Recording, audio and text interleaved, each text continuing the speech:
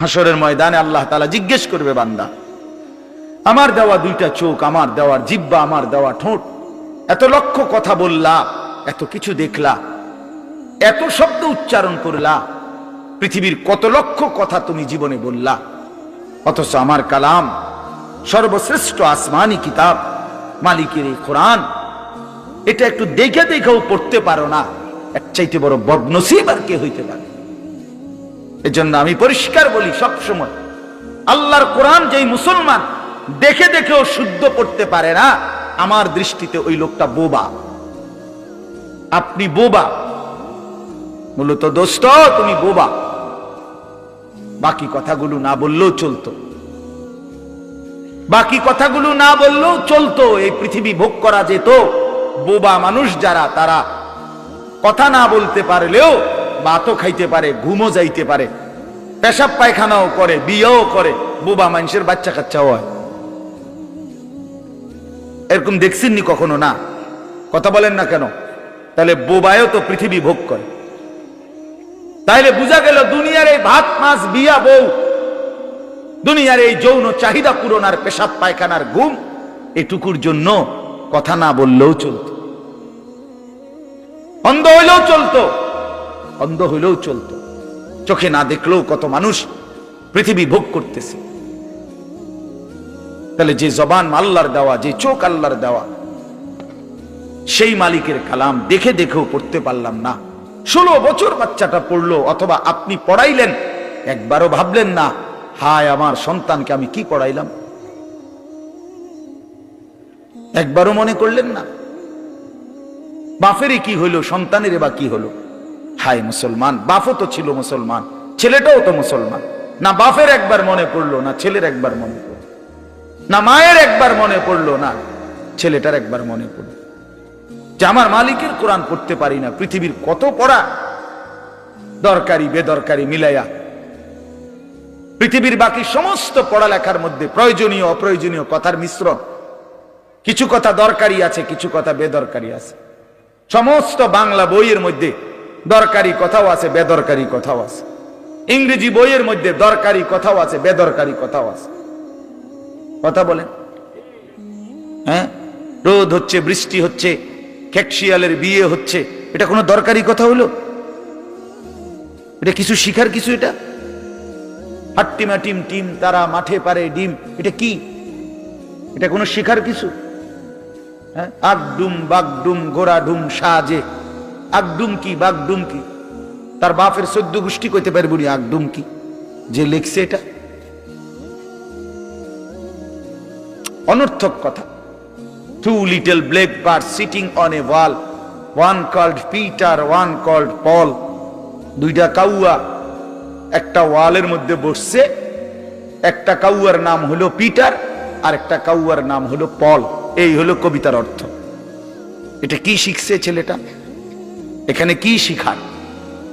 কাউয়া ওয়ালে বসলেই কি, টিনের সালেই বসলে কি? কাউয়া তো কাউয়া, কাউয়া লইয়া আমার দরকার কি? কাউয়া কই বইছে, এটা আমার বাচ্চা শিখতে হইব। আমি কি কাউয়ার বাচ্চা? বলেন তো কি অর্থ আছে এটাতে? আর এই পিটার পল, এটা সম্পূর্ণ কাফেরের নাম। পিটার এই শব্দ, পল এটা খ্রিস্টানদের নাম, কোন মুসলমানের নাম না। এটা মুসলমানের সন্তান এটা শিখবে কেন? উচ্চারণ শিখার জন্য, কিছু শব্দ শিখার জন্য। তো শব্দ শিখার জন্য ইসলামী কোনো শব্দ নাই? আল্লাহ আমাদেরকে বুঝ দান করে। আমি বইয়ে এখানে বই ঠিক করতাম বইছি না, যে বোঝেন না আমার কথাটা। অর্থ এই উদ্দেশ্য, আমি বই ঠিক করতে বসি নাই, অর্থ একটা উদাহরণস্বরূপ বললাম আর কি। আবার দরকারি কথাও আছে।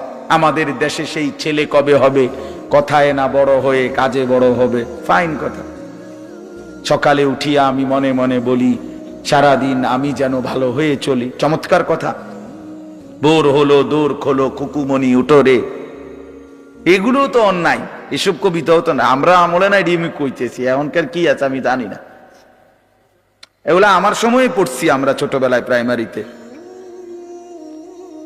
যাই হোক বাপ, অর্থ হইল আল্লাহর কোরআন থেকে সন্তানকে বঞ্চিত করেন না। বঞ্চিত। আপনাদের কাছে অনুরোধ, এই যে কয়জন বসছেন, জওয়ান ভাই যারা বসছেন, ভাই আমার স্কুলে পড়েন, কলেজে পড়েন, কোনো অসুবিধা নাই, ঠিক আছে। নতুন করে আবার মাদ্রাসায় ভর্তি হইতে পারবেন না, আমরাও জানি, কিন্তু কোনো একটু সময় বের করে আল্লাহর কোরআন সময় সুযোগ বের করে শেখা সম্ভব। শুক্রবারটা তো অবসর থাকেন, বৃহস্পতিবার বিকাল থেকে তো অবসর থাকেন, শনিবারটা তো অবসর থাকেন, তো একটু আল্লাহর কালাম পড়েন কোন একজন আলেমের কাছে, কোন একজন মসজিদের ইমামের কাছে, কোন একজন মাদ্রাসার উস্তাদের কাছে, নিজে আলাদা একটু সময় বাইর করেন যে আমার মালিকের কোরআন আমি একটু শুনি, আল্লাহ তাআলার কালাম শুনি। আহা, কোরআনুল কারীমের নূর, এটা যে শুনলো না, সে শুনলোটা কি? সে শিখলো কি, পড়লো কি? মজাই তো পাইলেন, কথা বলার মজাই তো হয় নাই। আমি তো অনেক সময় বলি, আল্লাহর ঘরের কালো গিলাফ আর মদিনার সবুজ গম্বুজ যে দেখে নাই, যেই চোখ, এ দেখলো কি? কালো গিলাফ যে দেখে নাই কাবার, রাসূলুল্লাহর রওজায়ে আতহারের সবুজ গম্বুজের ওই সৌন্দর্য যে দেখে নাই, যেই চোখ, সে জীবনে কি দেখলো? আর আমার একবার মক্কা শরীফে এক লোক উমরার সময়, বাংলাদেশি এক লোক দৌড়াইয়া আমার আয়েশা জড়াইয়া ধরছে, ধরাইয়া কাঁইদা দিছে, বলছে হুজুর আমি আপনার এক কথার কারণে হজে আসছি, উমরায় আসছি। আমি বললাম মানে?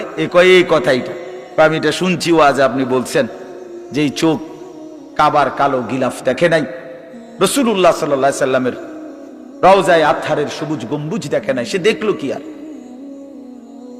তো এটা আমার দিলে লাগছে যে হ্যাঁ ঠিকই তো, আমি আর কি দেখলাম? তাই তো যেই জবান আল্লাহর নামে নিতে জানে না, মালিকের কোরআনে পড়তে জানে না, তুমি পড়লা কি মিয়া? তুমি কি গোড়ার ঘাস কাটলাম? বাকি সবগুলো পড়া না হলেও দুনিয়া চলতো মিয়া। মূর্খ বকলম, নাম দস্তখত করতে জানে না, টিপসই দেয় এমন হাজারো মানুষ দুনিয়া ভোগ করতেছে। বাড়ি গাড়ি, নেতাগিরি, মাতবুরি, ক্ষমতা, দালান বিল্ডিং, সবটা দুনিয়া ভোগ করছে, অথচ নামটাও সই দিতে জানে না। এমন নাই? বলেন না এমন নাই? তো সে কোন যোগ্যতায় দুনিয়া ভোগ করছে? সে কিভাবে দুনিয়া ভোগ করতেছে? যদি বলেন সে সমাজে তার কোনো মান সম্মান, আরে না মিয়া, বহুত নেতাদের মাতবর সমাজের, সে তো মূর্খ, টাকার জোরে ক্ষমতা দেখাচ্ছে, এমন মানুষ নাই? তা তাইলে এই জন্য বাপ আবারও অনুরোধ করছি আমি, অর্থ হইল অপমান করা না, জেনারেল শিক্ষা নিষেধ করা না। আমি তো কুমিল্লা ভিক্টোরিয়া কলেজ থেকে মাস্টার্স পাস করছি, সায়েন্স বিজ্ঞান বিভাগ থেকে দাখিল পাস করছি। এর মানে এটা বাদ দিতে বলতেছি না, বাদ তো আমি দিছি না, বাদ আপনি দিছেন। কথা বুঝেন নাই? বাদ আপনি দিছেন, আল্লাহর কোরআন বাদ দিছেন, রাসূলুল্লাহ সাল্লাল্লাহু আলাইহি সাল্লামের সুন্নাহ বাদ দিছেন। এতগুলো পড়ছেন, ধন্যবাদ আপনাকে, এটা পড়লেন না কেন? এতগুলো শিখতে পারলেন, এত লক্ষ টাকা খরচ করতে পারলেন, 4 বছরের মেডিকেলের জন্য, 6 বছরের মেডিকেলের জন্য এক বাপ তার ছেলেটার জন্য, মেয়েটার জন্য কত লক্ষ টাকা খরচ করছে, তার কোনো কুল কিনারা আছে মিয়া? তো আপনি পড়ান, কোনো অসুবিধা নাই, কিন্তু আপনি আপনার বাচ্চাটাকে আল্লাহর কোরআন থেকে বঞ্চিত করলেন কেন? নামাজ থেকে বঞ্চিত করলেন কেন? 2টা সূরা পড়তে জানে না, একটা আত্তাহিয়াতু শুদ্ধ করে বলতে পারে না, এটা দোয়ায়ে কুনুত পড়তে জানে না। একজন মুসলমান বেটা, 40 বছর বয়স, লজ্জা থাকা উচিত বেটা, ওই বেটা শরম থাকা উচিত বেটা। কার জমিন খাইতেছ, কার আসমান ভোগ করছো, কার দুনিয়া ভোগ করতেছ? এত বড় মালিকের আসমান ও জমিন ভোগ করে সেই মালিকের সেজদাটাও ঠিক মতো দিতে জানে না, সেই মালিকের নামটাও পড়তে পারে না। এর চাইতে লজ্জার কি হইতে পারে বলেন বাবা? অপমান কি হইতে পারে? আল্লাহ আমাদেরকে বিবেক দান করেন, আল্লাহ আমাদেরকে বিবেক দান করেন। বিবেক থাকা চাই, বিবেক থাকা চাই। কোরআনুল কারীমের মধ্যে আছে, আল্লাহ তাআলা বলছে, একটা সাংঘাতিক কথা আছে কোরআন শরীফে, ফাবিআইয়ি হাদিসিন বা'দাহু ইউমিনুন। আমার দিল নড়ে কোরআনের এই আয়াত শুনলে, কলিজা শুদ্ধা কাঁইপা ওঠে। আল্লাহ তাআলা কোরআনে বলছেন, এই 29 পারার মধ্যেই আছে, সূরা মুরসালাতের মধ্যে আল্লাহ তাআলা বলে, বান্দা 23 বছরে আমি আমার রাসূলের কাছে এই সর্বশ্রেষ্ঠ কিতাব নাজিল করলাম, আমার সবচেয়ে শ্রেষ্ঠতম কথাগুলো আমি তোমাদের জন্য দিলাম। বান্দা, এর চাইতে আর দামি কোন কথা বললে তোমরা আমার কথা মানতা? বুঝেন নাই? হাদিস আল্লাহ বলছে, বান্দা এরপরে আর কি বললে, এর চাইতে দামি কথা আর কোনটা বললে, আর কোন কিতাব নাজিল করিলে, আর কেমনে বললে?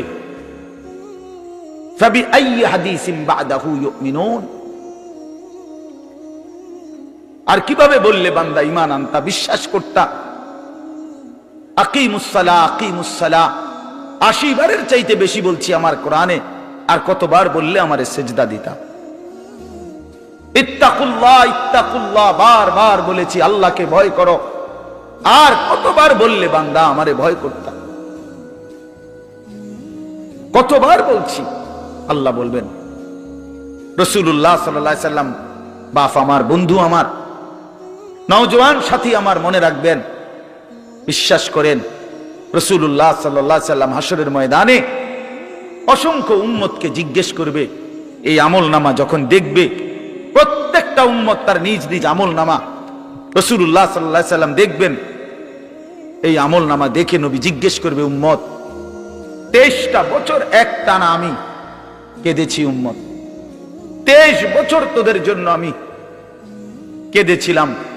এমনও রাত গেছে, সারা রাত উম্মতের জন্য আমি কেঁদেছি, সারা রাত দোয়া করছি উম্মতের জন্য। তায়েফের পাথরের আঘাতে পিঠ চালনির মতো ছিদ্র বানায় ফেলছি, পেটের কষ্টে, ক্ষুধার কষ্টে 14 দিনের চাইতে বেশি পেটে 2টা পাথর বাইদা ক্ষুধার কষ্ট হজম করছি। উহুদের দান শহীদ করা রক্তে আমি বেহুশ হয়ে আমি পড়েছিলাম।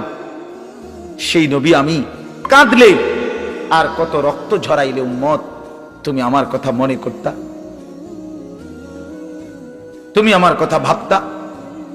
আল্লাহ নবী সাল্লাল্লাহু আলাইহি ওয়াসাল্লাম যখন এটা জিজ্ঞেস করবেন, তখন কি জবাব হবে? বাপ বলেন, ইনসাফের কথা বলেন। কি মনে করছেন? সুপারিশ? হাসরের ময়দানের সুপারিশ মানে কি?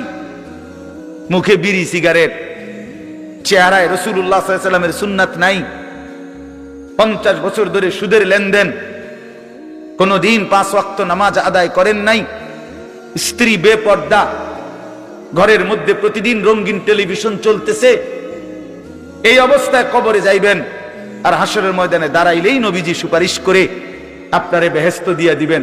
বিষয়টা মামুর বাড়ি না, বিষয়টা মামুর বাড়ি মনে করছেন আপনি। এটাকে কি মনে করলেন আপনারা? রাসূলুল্লাহ সাল্লাল্লাহু আলাইহি ওয়াসাল্লাম সুপারিশ করবেন, এর কোনো নিয়ম কানুন নাই, কোনো বিধি নিষেধ নাই, আইন কানুন নাই। হাউজে কাউসারের পানি, এটা কি 10 টাকার পানির বোতল মনে করছেন? রাসূলুল্লাহ সাল্লাল্লাহু আলাইহি ওয়াসাল্লাম বলেন, এক ঢোক পানি পান করলে আর কোনদিন বান্দা তৃষ্ণার্ত হবে না। এতটা আজিমুস শান দামি, এমনি এমনি দিয়ে দিবেন? এটা এমনি এমনি দিয়ে দিবেন? দয়া করে ভাবতে শিখেন, নিজের ভালো বোঝেন, নিজের ভালো, নিজের ভালো। আমি যেই সূরাটা পড়ছি, এই সূরাটার নাম হলো সূরা মুলক, 29 নম্বর পারা, কোরআনুল কারীমের 67 নম্বর সূরা। এই সূরাটার নাম হচ্ছে সূরা মুলক। এই সূরার 3টি আয়াত, 12, 13, 14, এই 3টি আয়াত আমি আপনাদের সামনে রাখতে কষ্ট,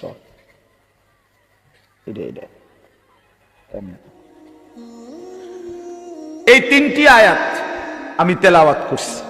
এই আর অল্প একটু সময়ের মধ্যে আমি আপনাদের সামনে এই 3টা আয়াতকে সামনে রেখে কয়েকটা আর কথা বলতে চাই।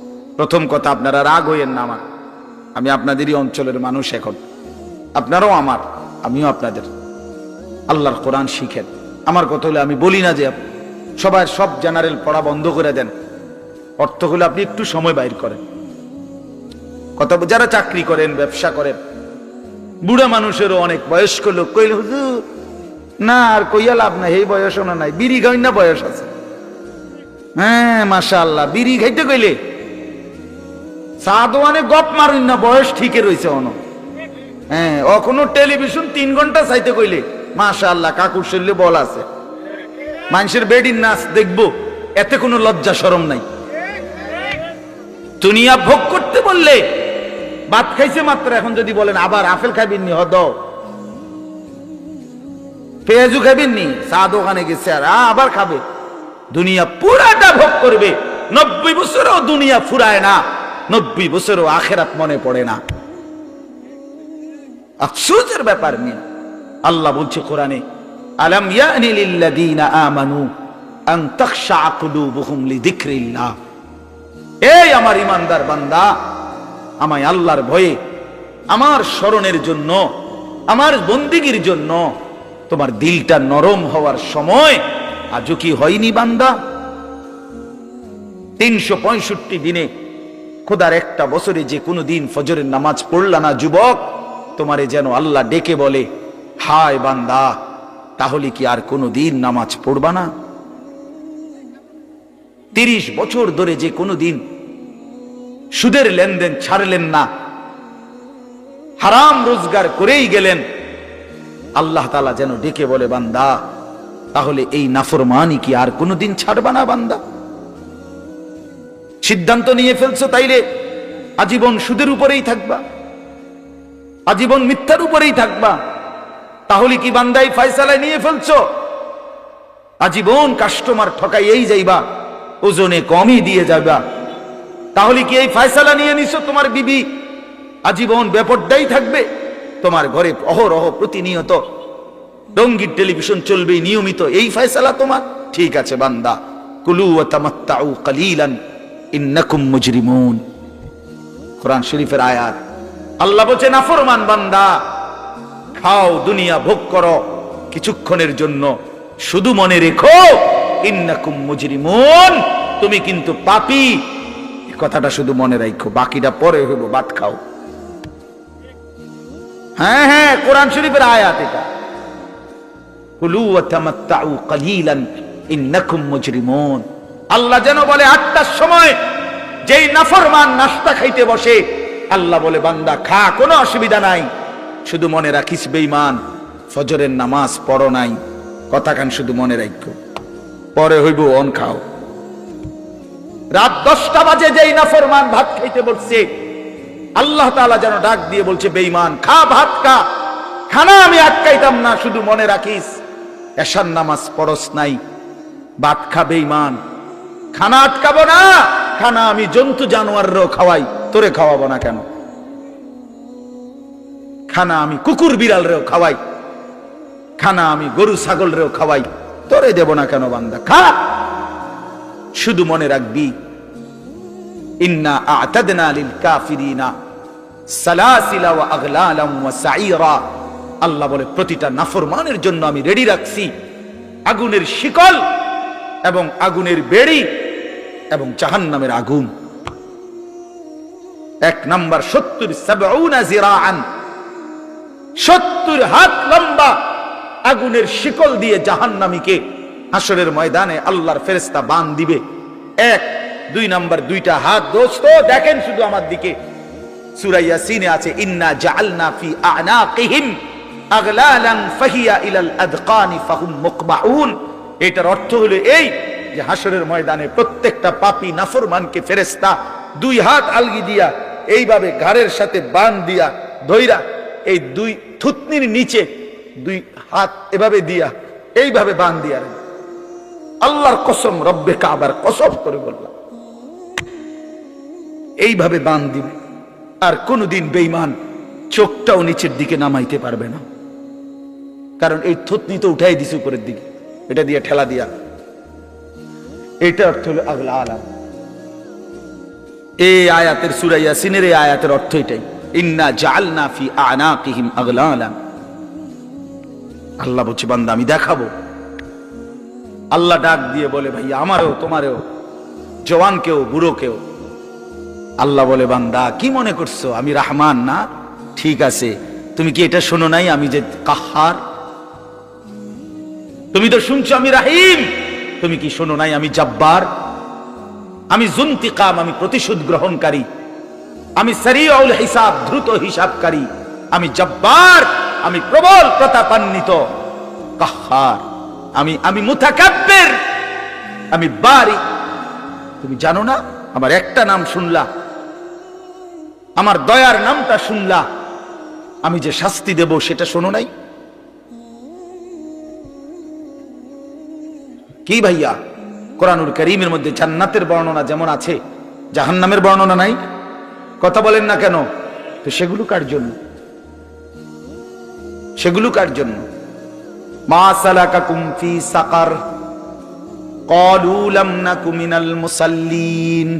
একবারে সোজা বাংলা দেখেন, জাহান্নামী জাহান্নামে চিৎকার করবে, জাহান্নামের ফেরেশতা ডাক দিয়ে বলবে, বেঈমান জাহান্নামে কেন আসলি? ক্বালু লাম নাকু মিনাল মুসাল্লিন। নাফরমান বলবে, বন্ধু ফেরেশতা ভাই, আমি দুনিয়াতে নামাজি ছিলাম না। কি ছিলাম না? সরাসরি কোরআনের আয়াত।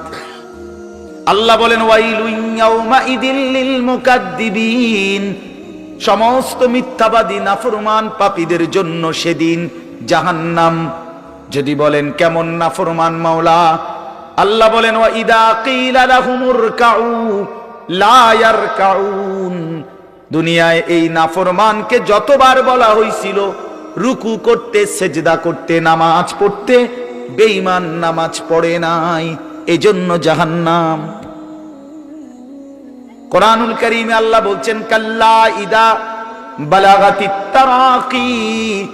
নাফরমানের মৃত্যুর সময় যখন আসবে, মালাকুল মউত আজরাইল তারে যখন ডাক দিবে, আইয়াতুহান নাফসুল খাবিসা। প্রতিটা পাপী নাফরমানের জান কবজের সময় আজরাইল যখন ডাক দিয়ে বলবে, হে খবিস আত্মা বের হ, উখরুজি, বের হ। আত্মাটা বের হতে চাইবে না। আল্লাহর নবী বলেন, কসম বাবা, নবীজি বলে, মালাকুল মউত আজরাইল খপ করে ধইরা কলজা থেকে রূহটা একটা টান দিয়া ছিঁড়া ফেলবে, একটা টান দিয়া ছিঁড়ে ফেলবে। এরপরে রূহটা কণ্ঠনালীর কাছে এসে আটকায় যাবে। কাল্লা ইদা বালাগাতিত তারাকি, তারাকি মানে কণ্ঠনালী। ফালাউলা ইদা বালাগাতিল হুলকুম ওয়া আনতুম হিনা ইদিন তানজুরুন। এটার অর্থ এটাই। হুলকুম মানে এই কণ্ঠনালী, বের হতে চাইবে না রূহ। আজরাইল তখন ধরে টাইনা হেসরাইয়া ছিঁড়া ছিন্ন ভিন্ন করে বেঈমান নাফরমানের কলজা ছিঁড়া ফেলবে, রূহ ছিঁড়া ফেলবে, এরপরে শরীর থেকে বের করে নিয়ে আসবে। আরে বন্ধু, এই কোরআনে আছে, আল্লাহ নিজে বলছে, এমন নির্মম মৃত্যু হলো কেন? এই নাফরমানের মউত এত কঠিন হলো কেন? তার কলজা ছিঁড়া ফেলছে, রূহ ছিঁড়ে ফেলছে, এমন মৃত্যু হলো কেন? আল্লাহর কসম বাপ, আমারেও বলি, আপনারেও বলি, আল্লাহ কোরআনে সরাসরি বলছে, এমন ভয়ানক মৃত্যু হলো কেন? ফালা সাদ্দাকা ওয়ালা সাল্লা। কারণ এই নাফরমান আমি আল্লাহর কথায় বিশ্বাস করে নাই, ওয়ালা সাল্লা, এবং নামাজ পড়ে নাই, নামাজ পড়ে নাই, নামাজ পড়ে। হ্যাঁ, বেনামাজি সন্তান মনে রাখো, বাদুগা খাইতে এলে খুব মাতবর, মোবাইল একখান টিপে, মোটরসাইকেল একখান চালায়। হ্যাঁ, বাহ বাহ বাহ বাহ বাহ। আর কি, আর ধরে কে? আমার একটা মোটরসাইকেল আছে, আমার একটা মোবাইল আছে, আমার কিছু বন্ধু আছে যারা আমার সারাক্ষণ অসৎ সঙ্গ দেয়। যখনই আমার সমস্ত নাফরমানি মন চায়, কিছু অসৎ বন্ধু মিলে যায়, যে বন্ধুরা আমার সারাক্ষণ চরিত্রহীনতা শিখায়, অসভ্যতা, নোংরামি, অশ্লীলতা, বেহায়াপনা শিখায়। এমন কিছু বন্ধু যার মিলে গেছে, একটা মোটরসাইকেল মিলে গেছে, একটা মোবাইল মিলে গেছে, তো নারীর ছবি, আড্ডা, জিনা, ব্যভিচারের দৃশ্য, মদের আড্ডা, জুয়ার আড্ডা, নারীর আড্ডা, নারীর আলাপ, অথবা মোবাইলের অশ্লীল ছবি দেখা, এই জিন্দিগি মুসলমান? এর জন্যই আল্লাহ তাআলা আমাদেরকে মুসলমানের ঘরে বানাইছিলেন। এজন্যই আমার বাবা মুসলমান, এজন্যই আমার মা মুসলমান। আল্লাহ আপনি মাফ করে দেন। ইনসাফের সাথে ভাইবেন। অনেক নওজোয়ান ভাই, সবাইরে অনুরোধ করলাম, দোস্ত আমার, ইনসাফের সাথে ভাইবেন, নিজেরে নষ্ট করেন না। ছেলেরা আমার, ভাইয়া নিজেরে নষ্ট করো না ভাই, নওজোয়ান ভাই নিজেরে নষ্ট করো না। শেষ পর্যন্ত কেউ নাই, শেষ পর্যন্ত একদিন, দিন শেষে, রাত শেষে দেখবেন আমার সাথে কেউ নাই, আমি একাই, আমি একাই। একদিন কবর আমারে সব সম্পর্ক ছিন্ন করে দিবে, একদিন মৃত্যু আমাকে সব ভুলায় দিবে, সব ভুলায় দিবে। তো এই সূরাটার নাম হলো সূরা মুলক।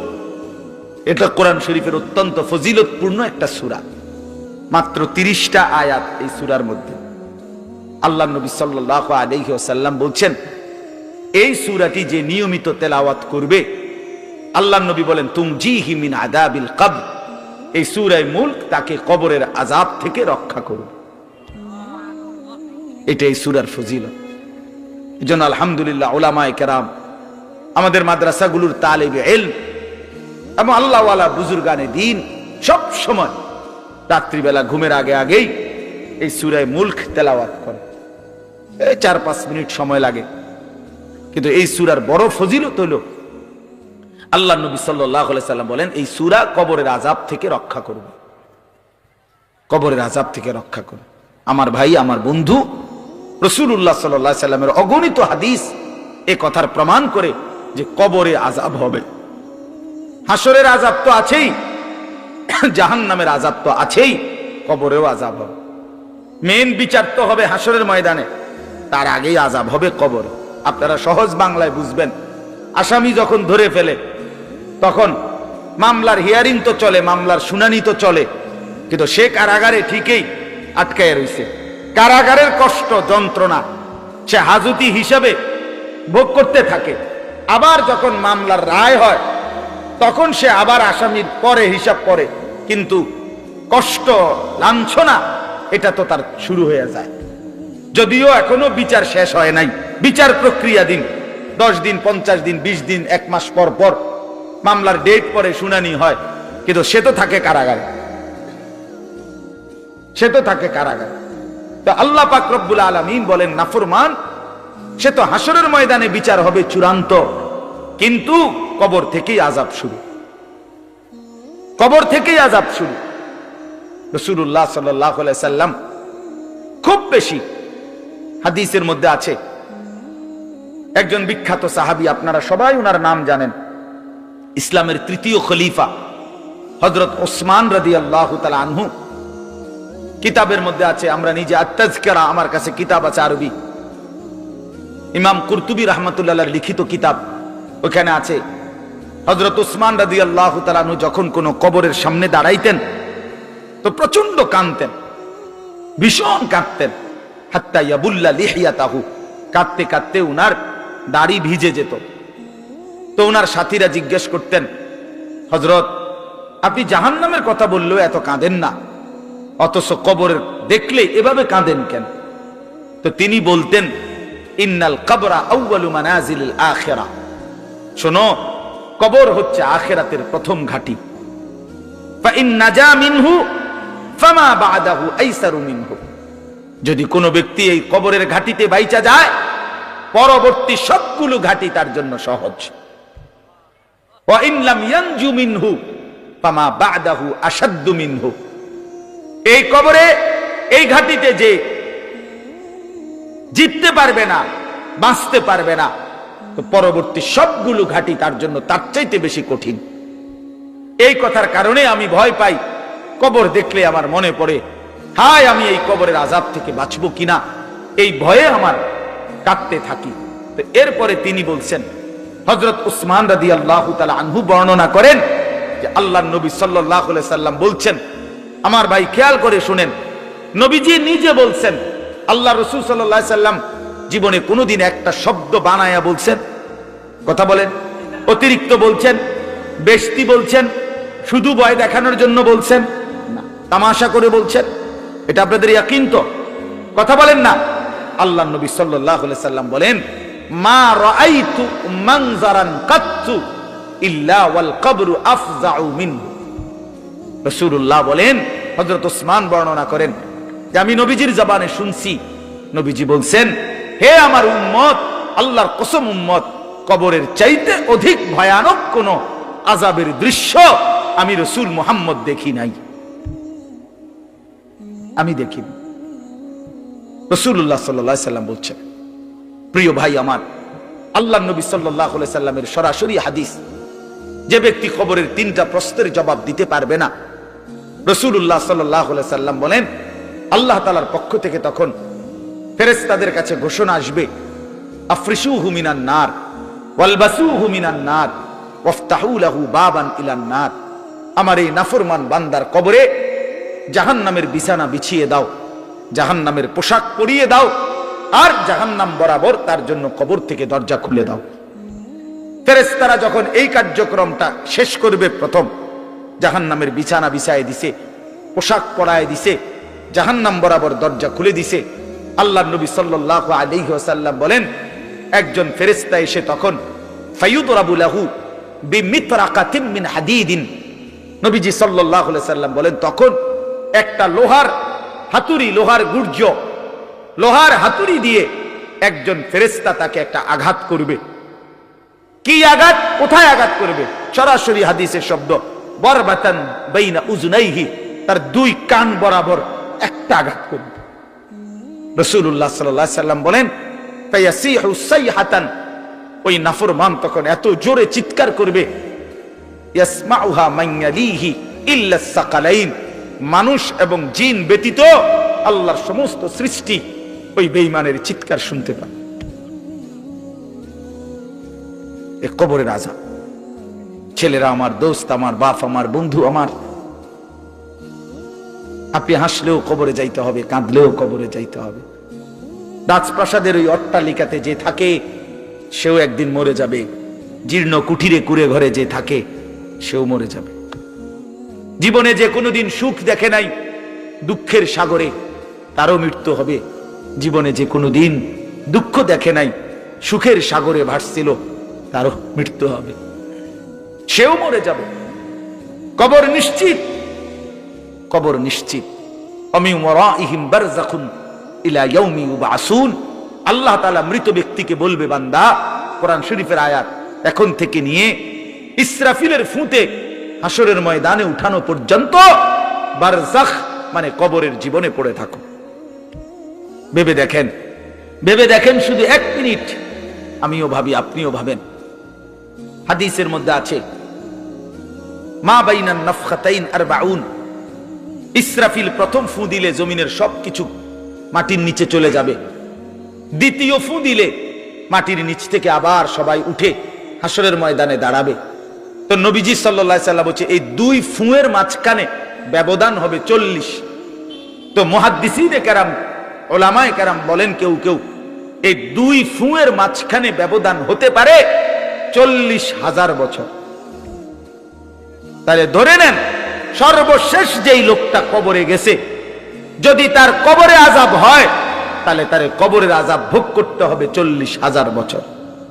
এবার বলেন তো, এখন যারা মরতেছে, এবার বলেন তো রাসূলুল্লাহ সাল্লাল্লাহু আলাইহি সাল্লামের জামানায় যারা মারা গেছে, এবার আরো পিছনে যান, ইব্রাহিম আলাইহিস সালামের জামানায় যারা মারা গেছে, এবার আরো পিছনে যান, নূহ আলাইহিস সালামের জামানায় যেই অবিশ্বাসী বেঈমানগুলো মারা গেছে, তারা আজকে কত বছর যাবত কবরে আযাব ভোগ করতেছে। বুঝছেননি আমার কথাটা? হ্যাঁ, কোরআন শরীফে আছে, ওমান আ'রাযা আন যিকরি ফাইন্না লাহু মাঈশাতান যানকা ওয়া নাহশুরুহু ইয়াওমাল কিয়ামাতি আ'মা। আল্লাহ বলেন, আমার স্মরণ থেকে যে মুখ ফিরায় নিল, আমার বন্দিগি, আমার ইবাদত, আমার হুকুম পালন, আমি তার জীবন করে দেব সংকীর্ণ, এবং তার হাসরের ময়দানে উঠাবো অন্ধ। এই জীবন সংকীর্ণ করার একাধিক তাফসীর, এর মধ্যে একটা তাফসীর হলো এইটা, যে আল্লাহ জীবন সংকীর্ণ করে দিবে মানে তার কবরের মধ্যে, তার কবরটাকে একেবারে সংকীর্ণ করে দিবে।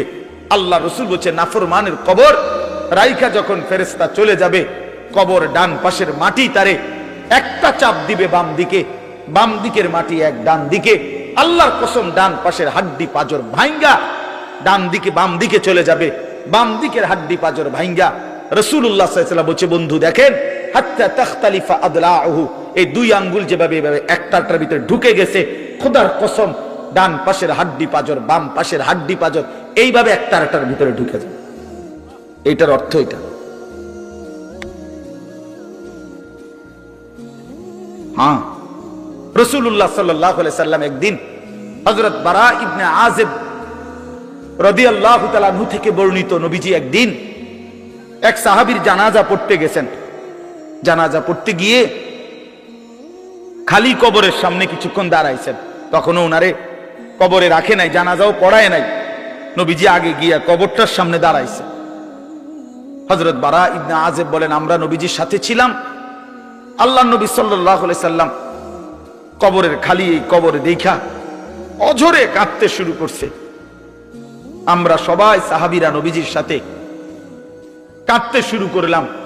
অনেকক্ষণ কাইদা নবীজি চোখের পানি মুইছা আজীব কথা বলছে নবী। রাসূলুল্লাহ সাল্লাল্লাহু আলাইহি সাল্লাম সাহাবীদেরকে লক্ষ্য করে বলছে, ইয়া ইখওয়ানি লিমিসলি হাদা ফাআইদু, আমার বন্ধুরা, আমার সাথীরা, এই কবরে যাওয়ার জন্য তোমরাও রেডি হও। ফাআইদু, তোমরাও প্রস্তুতি নাও। অচিরেই তুমি আমি সবাই এই কবরেই পৌঁছে যাইতে হবে।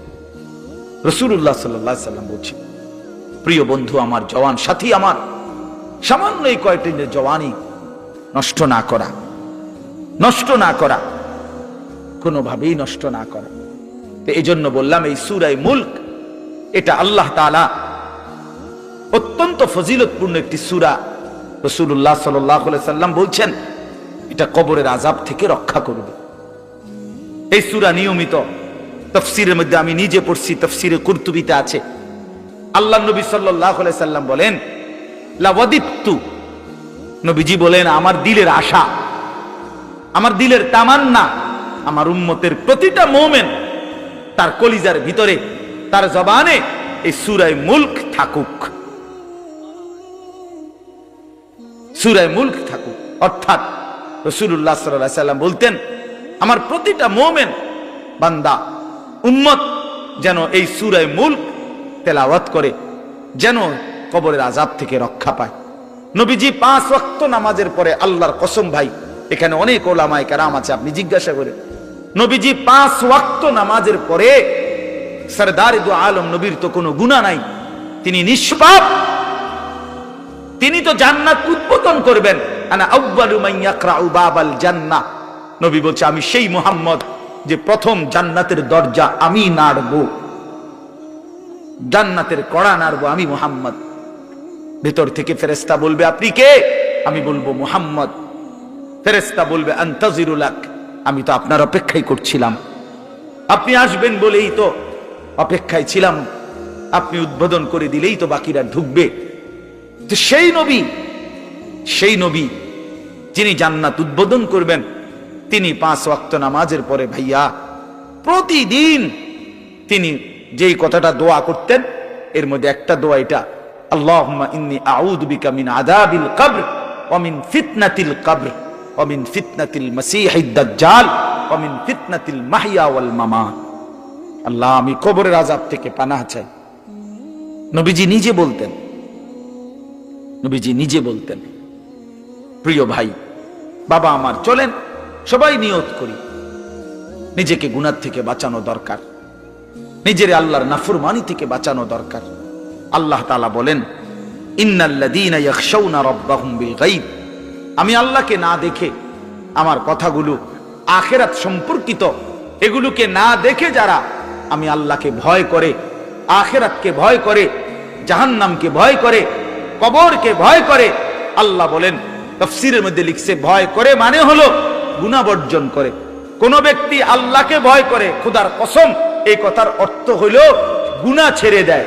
যে গুনাহ ছেড়ে দেয় সে আল্লাহকে ভয় করে, যে আল্লাহকে ভয় করে সে গুনাহ ছেড়ে দেয়। কোন নাফরমান আল্লাহকে ভয় করে না, আল্লাহকে ভয় করলে গুনাহ করতে পারে না। বুঝেন নাই বাংলা কথাটা? এটা কাগজের এই পিঠ ও পিঠ, কাগজের এই পিঠ ওই পিঠ, এই পিঠে যদি লেখা আছে আল্লাহর ভয়, তো ওই পিঠে লেখা থাকবে গুনাহ বর্জন। যে গুনাহ ছেড়ে দেয় সে অটোমেটিকলি আল্লাহকে ভয় করে, যে আল্লাহকে ভয় করে সে গুনাহ বর্জন করে। এই জন্য তাকওয়ার অর্থ আল্লাহর ভয়, এটার প্রথম অর্থ হইল গুনাহ বর্জন। মান খাশিয়ার রহমান, আল্লাহকে ভয়, এটার প্রথম অর্থ গুনাহ বর্জন, গুনাহ বর্জন। আমার শায়েখ আল্লামা মুফতি মুশতাকুন নবী সাহেব সব সময় চিল্লায় মাহফিলে, অনেক সময় আহাজারি করে বলে যে বাপ, গুনাহ আগুন, গুনাহ আগুন, গুনাহ আগুন। প্রতিটা গুনার পিঠে, ওই পিঠে আগুন আছে। নারীর প্রতিটা বেপর্দা দৃশ্যের মধ্যে খোদার কসম আগুন জ্বলে। ওই সিনেমার নর্তকীর শরীরে আগুন জ্বলে, ওই নায়িকার শরীরে আগুন জ্বলে, মোবাইলের ওই অস্থির ছবির মধ্যে আগুন জ্বলে, মদের আড্ডায় আগুন জ্বলে, জুয়ার আড্ডায় আগুন জ্বলে, সুদের টাকায় আগুন জ্বলে, ঘুষের টাকায় আগুন জ্বলে, বেপর্দা নারীর শরীরে আগুন জ্বলে। ওইটা রূপ না, ওইটা আগুন, ওইটা জাহান্নাম, ওইটা জাহান্নাম।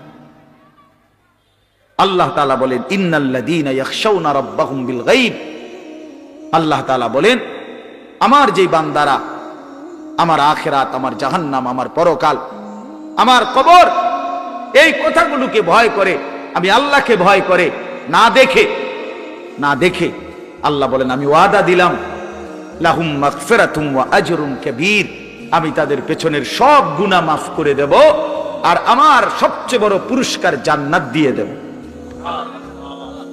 এরপরে আল্লাহ বলেন ওয়া আসিররু কাওলাকুম আবিজহারু বিহ ইন্নাহু আলিমুম বিজাতিস সুদূর।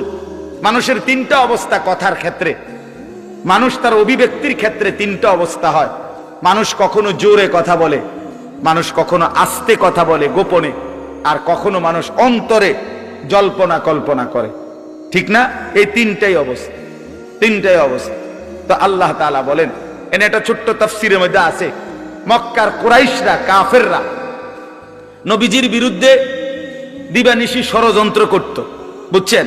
তো ষড়যন্ত্র করতে বইলে মাঝে মধ্যে এই বেকুবরা বইলে কইতো আস্তে কো, আস্তে, এই আস্তে কো বেড়া, আসিররু, আস্তে কথা বলো, কাই লা ইয়াসমা রাব্বা মুহাম্মদ, মুহাম্মদের খোদা যেন শুনতে না পায়। শুনলে কি অসুবিধা হইব? হেরাই বলতো শুনলে জিবরাইলের কাছে কইয়ে দিব, হে আবার মুহাম্মদের কাছে এসে কইবে, এক্কেরে ফেঁসে পড়ব। হ্যাঁ, তাফসীরের মধ্যে আছে। আল্লাহ তাআলা বলেন হায় হায় রে বেওকুফ, কি বললি, কি ভাবলি, আল্লাহরই চিনলি না, আল্লাহকেই চিনলি। হ্যাঁ, অনেক নওজোয়ান, হ্যাঁ বেচারা ইয়ারফোন লাগাইলে মনে করে কেউ শোনে না, না ইয়ারফোন লাগাইলে আর কি বুঝেন নাই, কানের মধ্যে দুইটা বল্টু লাগাইছে, খালাস, আর তো দুনিয়ার কেউ শুনে না। আরে না ফরমান, দুনিয়ার কেউ শুনে না সেটা তো কথা না, আর শাজিমের মালিক তো শুনে। ওয়া আসিররু কাওলাকুম আবিজহারু বিহ, রব্বুল আলামিন বলেন তোমরা যদি আস্তে কথা বলো, আবিজহারু বিহি, যদি জোরেও কথা বলো, ইন্নাহু আলিমুম বিদাতিস সুদূর, আল্লাহ বলে শুধু এই দুইটা না বান্দা, আস্তে বলো, জোরে বলো, অথবা অন্তরের ভিতরে যা লুকায়িত করো, আমি আল্লাহ সবটাই পুরাপুরি জানি। এরপরে শেষ অসাধারণ একটা যুক্তি আল্লাহ দেখাইছে, এই শেষ কথা আমার, আলা ইয়ালামু মান খালাক, আজীব কথা। আল্লাহ বলে আচ্ছা বান্দা, তোমার আমি একটা কথা জিজ্ঞাই, তুমি আমার কথাটার উত্তর দাও। এর কথা কি তুমি বুঝো না যে আলা ইয়ালামু মান খালাকা, যে সৃষ্টি করলো, যে বানাইলো, তিনি জানবে না, তিনি বুঝবে না, তিনি শুনবে না, এটা তুমি কেমনে বাজলা? তুমি কও, তোমার বিবেকে কি কর? এতটি ভাত খাইয়া বুঝিয়ে কথাটা বুঝলা না, এতদিন দুনিয়ার থাইকে বুঝিয়ে কথাটা বুঝলা না। আলা ইয়ালামু মান খালাক, এই তৃতীয় আয়াত। আল্লাহ বলেন যিনি সৃষ্টি করলেন তিনি জানবে না? যে কোম্পানি এটা বানাইছে সে জানে না এখান দিয়ে কথা বলে না, এখান দিয়ে কথা বলে? কথা বলেন না কেন? তো যিনি সৃষ্টি করলেন আল্লাহ, আমরা কি করছি না করছি তিনি আমাদের কথা জানবেন না? কথা বলেন না, বলেন না, শুনেন তিনি? আল্লাহ শুনেন কিনা, দেখেন কিনা, জানেন কিনা? ওহুয়াল লতীফুল খবীর। আল্লাহ বলেন তিনি সূক্ষ্ম থেকে সূক্ষ্ম, বিন্দু থেকে বিন্দু সেটাও জানেন। খবীর, পুরা সৃষ্টির খবর একসাথে তিনি পূর্ণ রাখেন।